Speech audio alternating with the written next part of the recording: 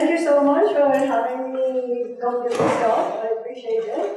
So, insulin pump is a very, very complicated topic. I'll try to make it as simple as possible on this. If you have any questions, I'm happy to answer them after the talk. So let's start off with a couple of cases, and we see patients like this all the time in our practices.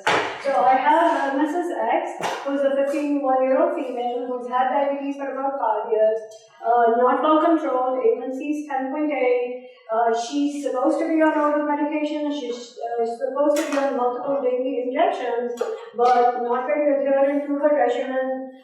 She just takes her insulin whenever she wants. She tends to have overnight hypoglycemia, and she admits to having difficulty taking her insulin consistently. So that's one type of patient, and then the other patient also we see quite a bit in our practices, a young patient with type 1 diabetes. And again, supposed to be on multiple daily injections. She's very active in school, plays sports, and tends to have very frequent hypoglycemic episodes. So when we see these kinds of patients, what do we do for them? Of course, we educate them, we send them for nutritional counseling, we counsel them on lifestyle modifications, we try to make adjustments in their insulin regimen, we try to make adjustments in oral medications, we counsel them about medical adherence. But then, what else can we do for these patients? And one option is to maybe try using an insulin pump. So, insulin pump is a medical device that's used for administration of insulin for the treatment of patients with type 2 diabetes mellitus. It's also known as continuous subcutaneous insulin infusion. Most commonly, a rapid-acting insulin analog like Lispro or Aspart is used, but there are faster-acting insulin analogs like glulisine that are FDA approved for use in pumps. Regular insulin is a cheaper alternative that's also actually FDA approved for use in pumps. And then you have other insulins like U500 that can also be used in insulin pumps. So this was the first insulin pump that was created. And the first one, yeah, look at that, And so the first variable pump was available in 1973. But insulin pumps did not get used until the DCCT came out with its findings. The DCCT came out showing how important it was to control blood sugars in patients with diabetes in preventing long-term complications, and that's when pumps really took off. Okay, so there are two kinds of pumps. One set is called a traditional pump, and I'll talk more about those. And the second category of pumps is patch pumps. So as of now, there are three major pump companies: Medtronic, Tandem, and Omnipod. Medtronic and Tandem typically make the traditional insulin pumps, and Omnipod is who makes the patch pump. So Medtronic has all these products out on the market, and that's what the Medtronic pump looks like. Tandem has the Tandem T-Slim too, and then Tandem is about to launch what they call the world's smallest pump sometime next year. So literally that's how small that looks. So you see how far insulin pumps have come from those big bulky things to devices that look like these. And then Omnipod has the three pump systems available: the Omnipod system, the Dash, and the Omnipod 5 AID. And the difference between a traditional pump and a patch pump: the traditional pump has a little controller which looks like a little pager-like device, and that controls the processing module, the batteries, and that holds the disposable reservoir. From the reservoir, there is a tubing that is attached to a little needle, and that needle is what goes into the subcutaneous tissue. And then the patch pump is literally like a pod or a patch, that sort of sticks to your skin, and that holds everything, the batteries, the cannula, and the tiny needle that goes into your subcutaneous tissue. And the pump is managed by this little device, which is external to the body. That's called the PDM, the Personal Diabetes Manager. So this is what a traditional pump looks like. So you have the infusion set, then you have the tube that goes from the cannula to the insulin pump that controls the reservoir and the batteries and controls. And this is what it looks like when you put it on, So this is the cannula, this is the tubing that goes into the reservoir, which is housed in this device, this Pidgeot-like device. And that has all the controls in it. And this is what a patch pump looks like. It literally just sticks to the body, okay? And Omnipod, as of now, is the only company that makes the patch pump. And the pod is controlled by this device called the PPN that is external to the body. So the choice between a traditional pump versus a patch pump is, individual preference. Cost, pumps are costly anyway, but then there is a difference in cost between each of the different pump categories. Patients' lifestyle. Some people just don't want to have tubings, So patients' preference, and then of course you cannot forget insurance. Eventually it's what the insurance wants you to prescribe. So insurance can sometimes dictate the choice of the pump. So the clinical indications for pump therapy. Anybody with type 1 and even type 2 who's not meeting glycemic targets is a potential candidate for pump therapy. Patients who are having frequent or nocturnal hypoglycemia, patients who have developed hypoglycemia unawareness, patients who are struggling with the Down phenomenon, pregnant patients where you need very tight control of blood sugar, or patients with gastroparesis where with the traditional insulin dosing may not work very well for them, and then patients who desire more flexibility in managing their diabetes, patients who desire fewer injections, and patients who work shifts, and they have to change their dosing depending on the shift. And then some patients who require very small, minute amounts of insulin could all benefit from pump therapy. So the disadvantages of pump therapy, it's expensive, right? And it requires a lot of education, it requires a lot of patient training. There is always a risk of going into diabetic ketoacidosis if pump failure occurs. And then sick day management may not apply to pump therapy, that applies to MDI. So anytime you're putting somebody on a pump, always review sick day management with them and always have them educated on a backup plan, so to speak. So the reasons pump can fail, it could be a mechanical failure, it could be like the battery failure, the battery may be dead in the pump, it could be just the detachment of the cannula from the skin, there could be leakage around the cannula. Sometimes patients can take their pump off to go take a shower and then forget to turn it back on. It could be just bad infusion site. If somebody is using the same infusion site over and over again, then they can develop lipodystrophy, and that infusion site will not work very well for them. And then last but not the least, expired or damaged insulin. So because of this, always anybody who is going to start a pump should have a alternate management plan. Then certain myths about pump therapy. Patients think that pump therapy requires surgery, it requires the pump to be implanted.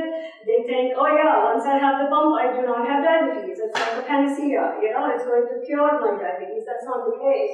And they think like it's only, a lot of patients think pumps are only meant for patients with type 1 diabetes, only for younger patients. And a lot of patients are afraid of the cost of the pump. They think insurance company is not going to cover pumps. So these are some of the myths, and a lot of this can be fixed with education. So with the advent of continuous glucose monitoring devices and with the more easy availability of continuous glucose monitoring devices, pump therapy has changed, So we have so much more sophisticated pumps now that communicate with the continuous glucose monitoring sensors. So in this case, what you do is patient wears a sensor, patient wears a pump, and the pump and sensor sort of work together to help improve blood sugar control. So one of the first pumps that was paired with a sensor it's called sensor-augmented pump therapy. The patient wears the insulin pump, and the patient wears a continuous glucose monitoring sensor, and the pump and the sensor communicate, but there is no changes to the dosing in insulin. So the patient just is able to see the blood sugars on the pump, and but there is no adjustments to the insulin doses based on the blood sugars.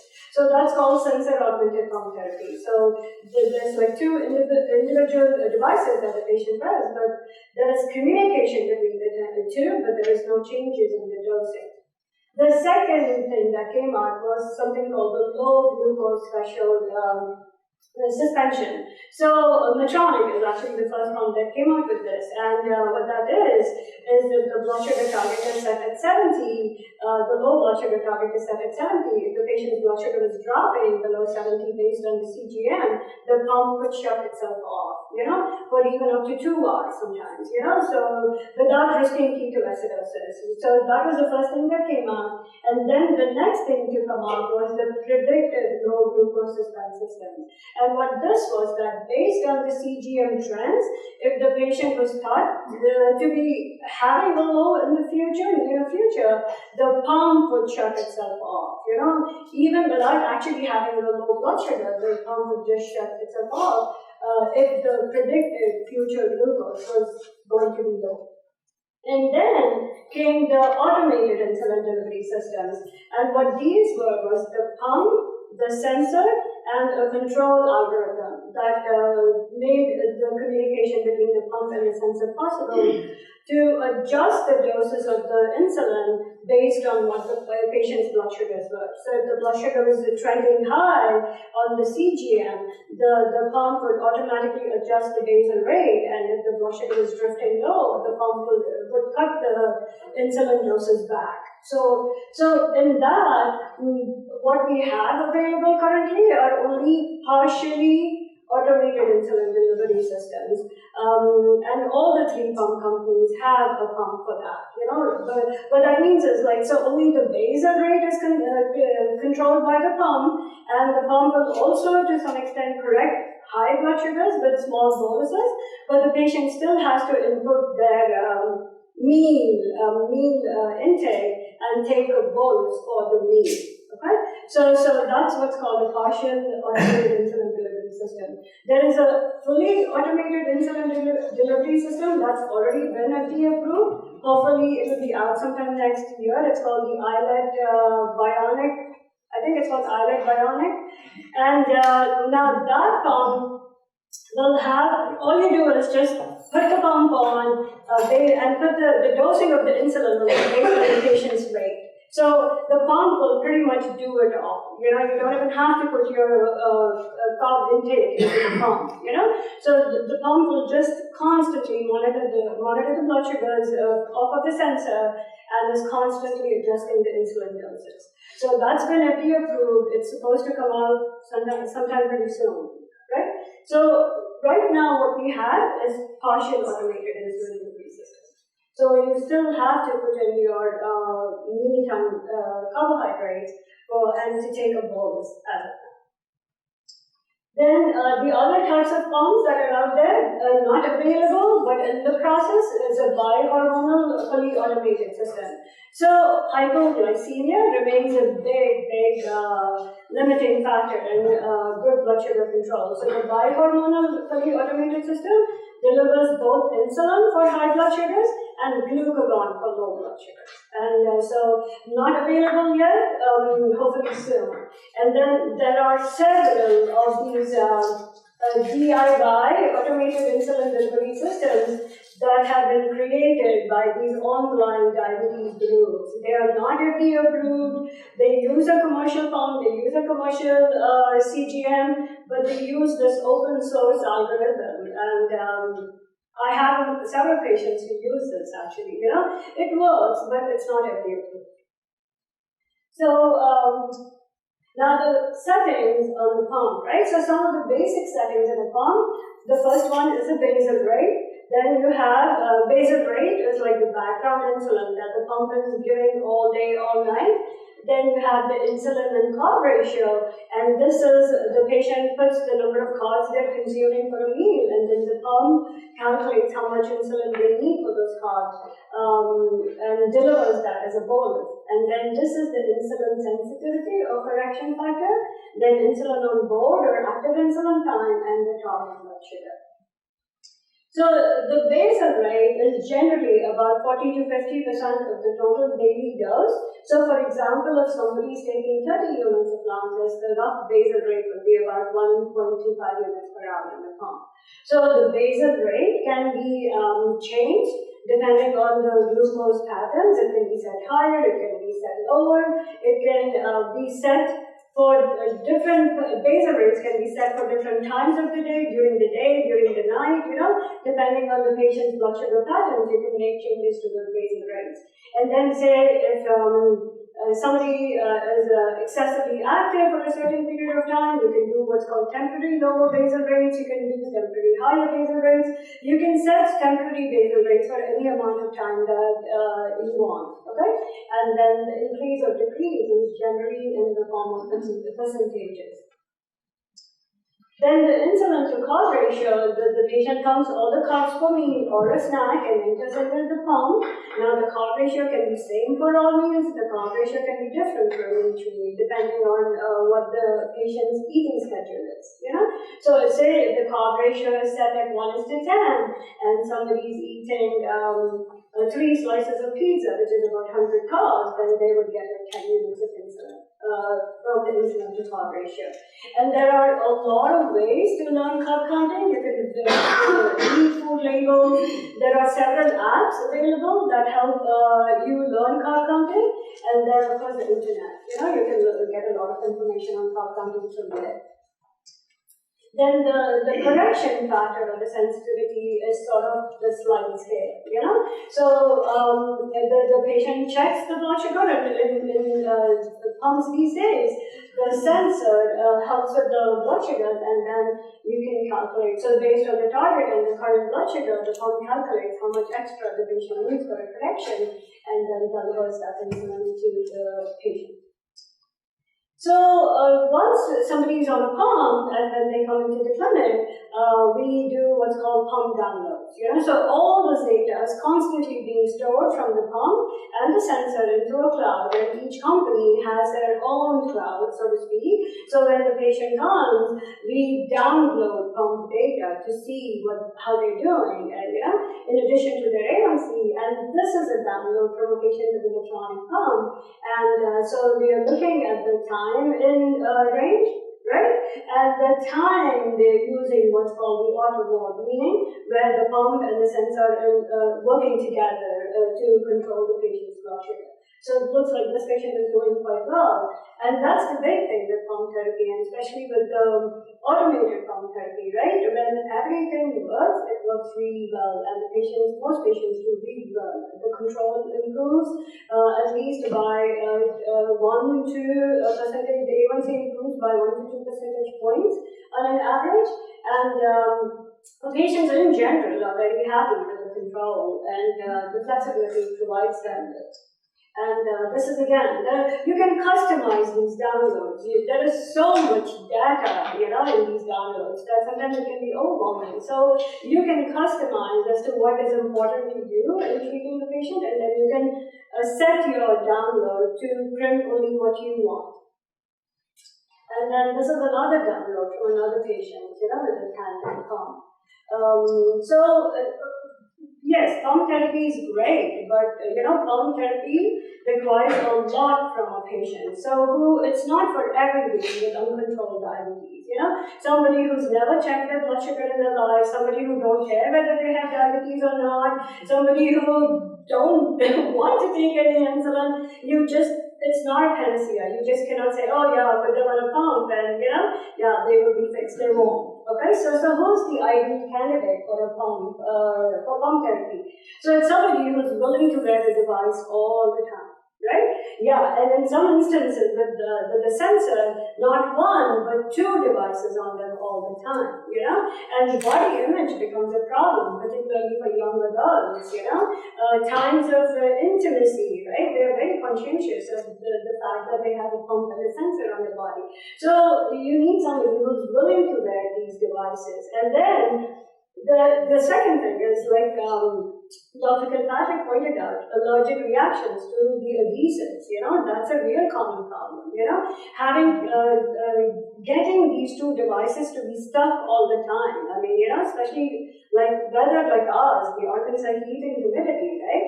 And especially if you're an outdoorsy person, getting these devices to be stuck is a big challenge. So somebody should be willing to deal with these kind of issues on a day-to-day basis. And then the ideal candidate should view pump as a tool to improve care, not as a cure for diabetes. And then they should have, because again, you're managing the pump, you're managing the sensor, you're managing the phone app, you have to change the infusion set frequently, you have to change the sensor frequently. So you have to have sufficient dexterity and vision, or at least have somebody at home who can help you with all this. And then you're willing to test blood sugars and able to test blood sugars, able to count carbs, able to bolus for meals, and so it's not for everybody. So you have to be careful who you put on a pump. So. Again, it's sensor on pump therapy. It's not just one. It's like two devices on the body. So and so when the CGM prompts somebody to test their blood sugar, they should be willing to do so.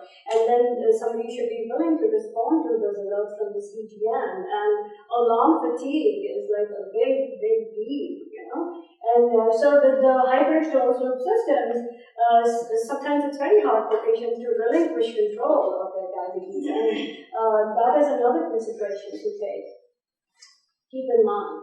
So, managing diabetes is like Dr. Kilpatrick said, you're making 168 decisions, or 186 decisions, right?